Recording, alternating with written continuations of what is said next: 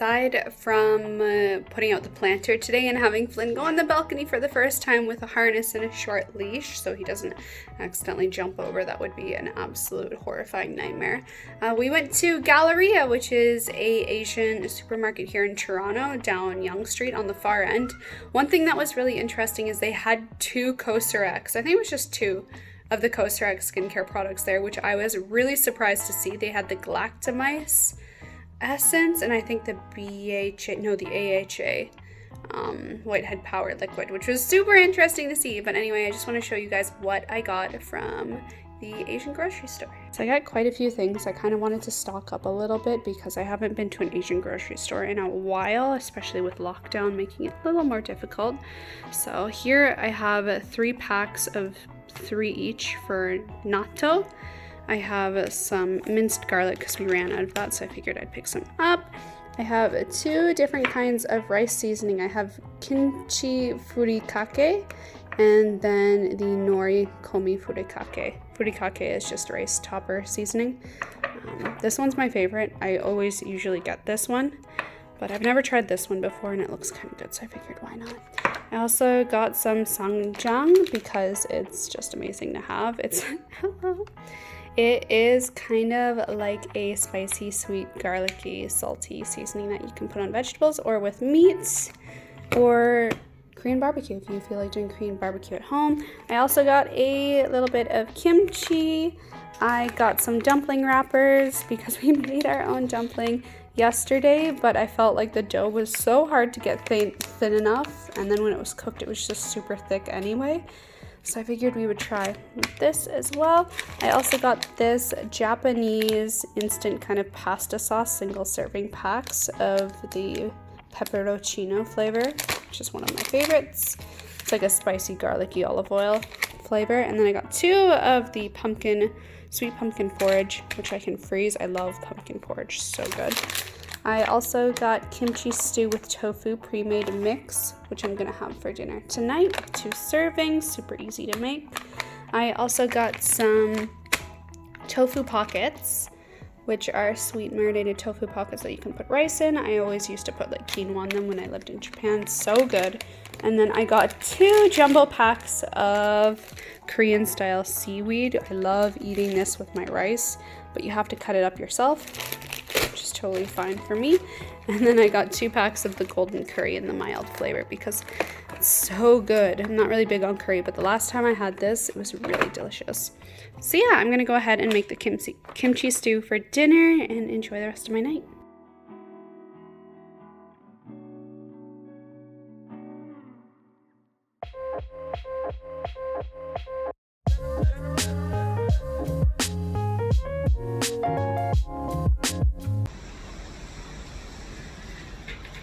Our apartment is so windy all the time. It's insane. Okay, please pardon my outfit. I was out tanning and my chest was getting too much sun, so I put the scarf around there. But I am making more dumplings for dinner tonight with the leftover mixture that we had from last time.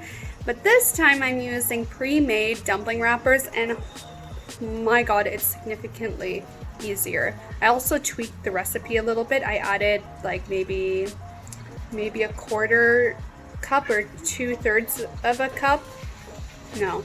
I added a quarter cup of like consomme broth with a little bit of soy sauce and vinegar in it to make it more like a soup dumpling type of formula, just because like although they were great last time, I found them a little too dry and I was using more of the dip sauce than what I normally would use at a restaurant, so I think adding a little bit of that might have helped. So I am going to try them and see how they are.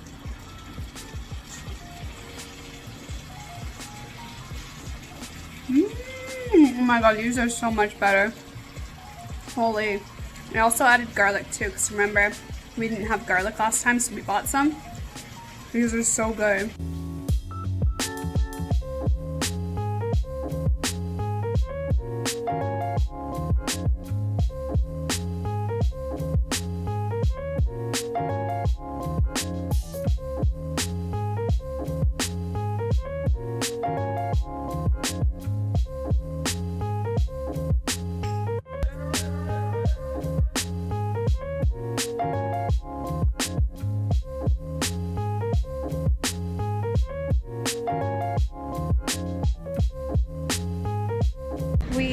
on a little walk today. Starbucks.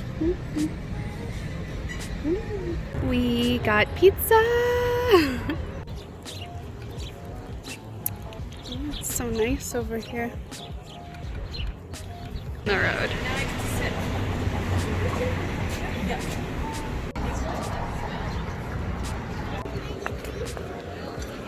I am on a walk. Just saw Liz, of course, social distancing. I haven't hung out with Liz for since February, so it was really nice to finally see her and hang out a little bit, even though it was like we couldn't like hug or whatnot or get too close. It still was refreshing to be able to see a friend. Super refreshing. So anyway, I am on another nice summer day walk, just getting some fresh air, stretching my legs, getting out of the apartment, because I feel like that's something that's really, really important.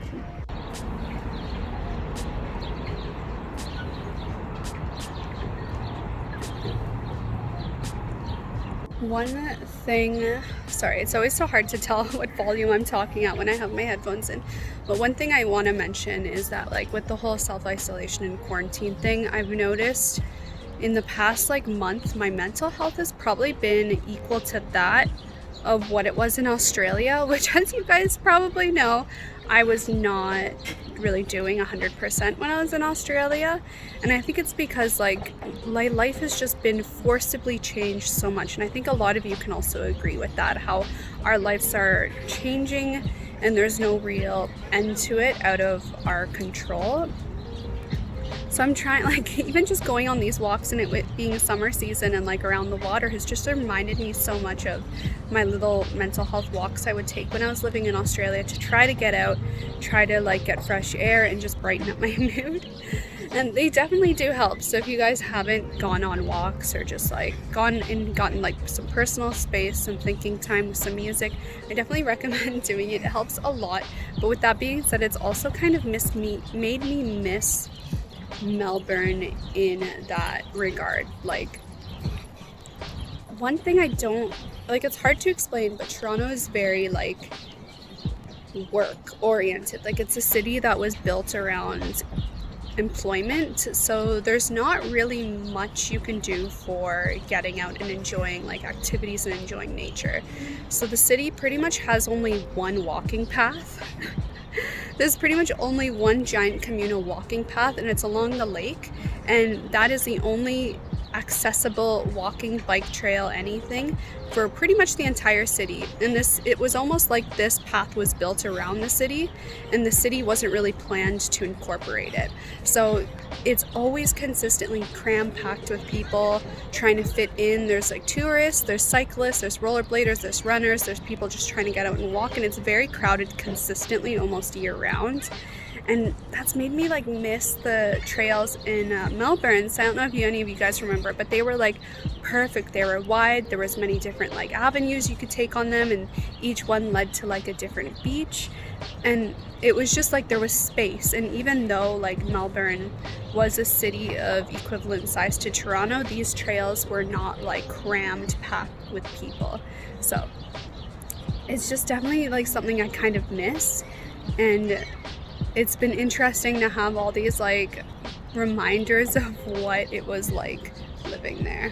But yeah, anyway, that's kind of like my little story of today. Like, these are the thoughts I have while I'm walking.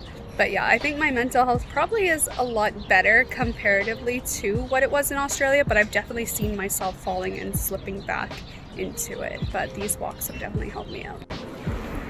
I got myself another pizza slice. I'm addicted officially to going out on walks and getting a slice of pizza. I feel like I'm in high school again.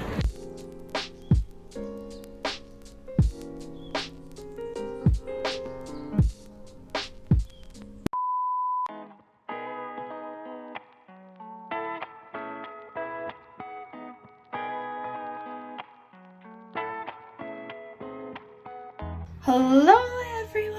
Today I gave into an idea that I've been having for the past 2 weeks, and that was like switching around my my getting ready room, my work room, and my stream room. just because I always had the desk up against the white wall, which obviously makes so much sense. But I found that at a certain point of day, the light comes around to our building, and by the time that happens, I kind of stop working on whatever I was working on because I can't see my monitor because it's so bright, and the curtains don't really cut out that much light, so I figured it would help if I didn't have a window directly behind my monitor. And when I'm streaming, I figured it would be nicer for the view to just be simple white and then illuminated to any color that I want with my LED lights. And then also, since I usually stream in the morning, I have that light coming in at the front of my face at my desk. So far I like it a lot. And I also noticed too, like, even though it is a massive window, majority of the time, well, pretty much 99% of the time, I had the blind rolled down just because that light hitting my monitor was a little problematic and for streaming. So I was like, it doesn't really make a difference at this point, and I actually like it quite a bit. And now I have this white wall behind me, so if I want to take any kind of photos of outfits, I now have a plain white wall that's lit all pretty. Yay. So that's what I did today. So I went on my morning walk, which is something new that I'm trying to do every single day where the weather is acceptable, is go on a morning walk, come home, do my live stream, and then after my live stream, have a little lunch, and then do any video editing or filming that I need to do, or just enjoy kind of the rest of the day. So today I did that, and then for the rest of the day, I was just rearranging this room, which I feel like took maybe like an hour and a half or so. I'm not too sure, but I'm loving it. So this is the current state, about maybe a week to 2 weeks after planting everything. My sunflowers are coming in strong. Cucumbers are starting to go. My basil is a lot slower. I thought this one would have been one of the faster ones, but it's the slowest. My green onions are doing just fine. My tomatoes, which I also didn't think would come through, are coming through. These are the ones that I planted with just seeds from a tomato that I literally cut open, a cherry tomato, and put the seeds in there, and they're coming in just fine. And then these are some flowers. I don't remember what they are called, maybe marigolds, but those are coming in as well. Yay for planter. So I finally caved in and ordered a like mini, not a hot plate, but a mini like portable stovetop grill for outside on our balcony, so we can do Korean barbecue / Japanese barbecue whenever, or just any makeshift grilling outside on the balcony. And it arrived. So here it is. It's 2 pieces. Oh my god, Mr. Flynn. So this is the grill, mini gas stove, Korean style. And then also the Japanese grill itself. I just need propane or gas for this because it doesn't come with it, and like I would have ordered it online, but the shipping was like unsure how long it would take, and I was like, you know what, I can just go to a hardware store when they're open and grab one myself. It'll be so much easier. So I still need to do that, so we're not able to have barbecue just yet, but soon we will, and it will be so nice to have Korean barbecue on the balcony, because who knows when those kind of restaurants are going to open up again. For dinner tonight, I made one of my favorite Japanese / Korean inspired soups. I originally had this kind of soup at 7-Eleven when I was living in Japan, and it seems super easy.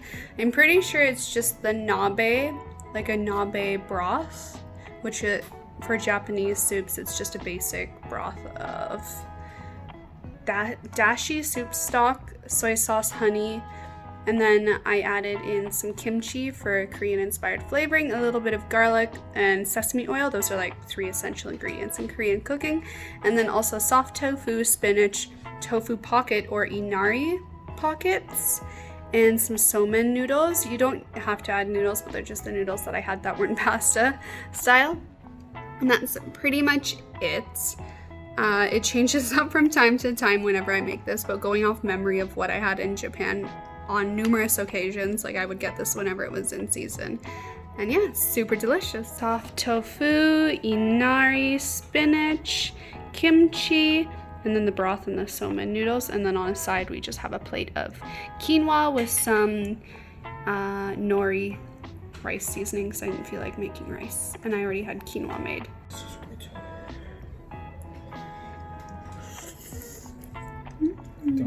what I like the most is the noodles or the pockets. Today I made at-home Korean barbecue. I'm really excited. The downside is that it's extremely windy today on our balcony because it pretty much is every single day here.